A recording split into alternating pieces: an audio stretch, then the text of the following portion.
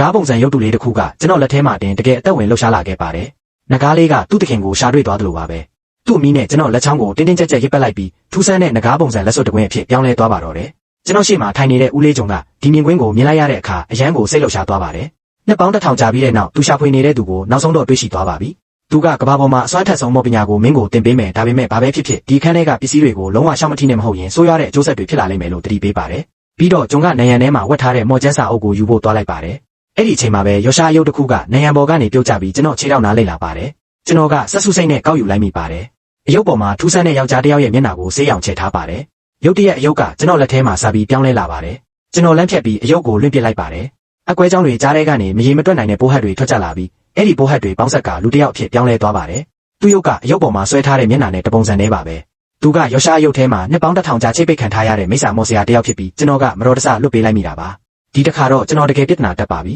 ။သူပြင်ရောက်တာနဲ့ကျွန်တော်ကိုတတ်ဖို့စူးစမ်းပါတယ်။ကံကောင်းစွာနဲ့ဂျွန်ကအချိန်မီတားဆီးလိုက်နိုင်ပါတယ်။ဂျွန်ကသူ့ကိုပြန်ချိတ်ပိတ်ဖို့စူးစမ်းပေမဲ့မော်ဆရာကဟာကွက်တစ်ခုရှာတွေ့သွားပါတယ်။သူတို့နှစ်ယောက်လုံးမော်ဆွဲရင်တွေနဲ့အပြန်အလှန်တိုက်ခိုက်ကြပေမဲ့စွမ်းရည်ချင်းကတူညီနေပါတယ်။တိုက်ခိုက်နေတော့မှနောက်ထပ်ယောရှာအယုတ်တရုတ်ကျွန်တော်လက်ထဲလိမ့်ဝင်လာပြန်ပါတယ်။မော်ဆရာကအဲ့ဒီအယုတ်ကိုငါလိုချင်နေဆိုပြီးကျွန်တော်စီရုတ်တရက်လျှောက်လာပါတယ်။နောက်ဆုံးစက္ကန့်မှာပဲဂျွန်ကမိတော့တွေကိုဖျက်ကျော်ပြီးမော်ဆရာကိုဝင်လုံးလိုက်ပါတယ်။ကျွန်တော်ကိုကာကွယ်ဖို့အတွက်ဂျွန်ကသူရောမော်ဆရာပါနှစ်ယောက်လုံးကိုကွန်တိန်နာအိုးတစ်လုံးထဲမှာအတူတူထည့်ပြီးချိတ်ပိတ်လိုက်ပါတယ်။ကျွန်တော်တုံရင်နေရင်လမ်းပေါ်ပြေးထွက်လာပြီးလက်ထဲကယောရှာအယုတ်ကိုလစ်ပစ်လိုက်ပါတယ်။ပြီးတော့ကျွန်တော်ကျောင်းဆရာကိုအကူအညီလမ်းခေါ်ပါတယ်။ဒါပေမဲ့ကျွန်တော်တို့အိမ်ကိုပြန်ရောက်သွားတဲ့အခါအိမ်ထဲမှာဘာမှမဖြစ်ခဲ့တယ်လို့မျိုးအရာအလုံးပုံမှန်တိုင်းပြန်ဖြစ်နေတာကိုတွေ့လိုက်ရပါတယ်။အတန်းဖော်တွေကကျွန်တော်ကိုဝိုင်းရကြပါတယ်။မျက်စိတမိတ်အတွင်းမှာပဲ10နှစ်ကုန်ဆုံးသွားခဲ့ပါတယ်။အဘိုးကိုလင်မယားနှစ်ယောက်ကသူတို့ဝယ်ထားတဲ့ရှေးဟောင်းပစ္စည်းကွန်တိန်နာအိုးတစ်ခုမရက်မနာတုံခါနေတာကိုသတိထားမိလိုက်ပါတယ်။အဲ့ဒီနောက်မိခိုးမေးတွေပောက်ကွဲထွက်လာပါတယ်။10နှစ်ခန့်တဲ့ချိတ်ပိတ်စီကတက်တန်းကုန်သွားပြီးမိစ္ဆာမော်ဆရာကအရင်ဆုံးဖောက်ထွက်လွတ်မြောက်လာပါတယ်။သူကအိုးကိုပြတင်းပေါက်ကနေအပြင်ကိုပစ်ချလိုက်ပါတယ်။အိုးပြုတ်ကျသွားတဲ့အချိန်မှာကျွန်ကအိုးရဲကနေမနေရုံးကန်ပြီးလွတ်မြောက်လာနိုင်ခဲ့ပါတယ်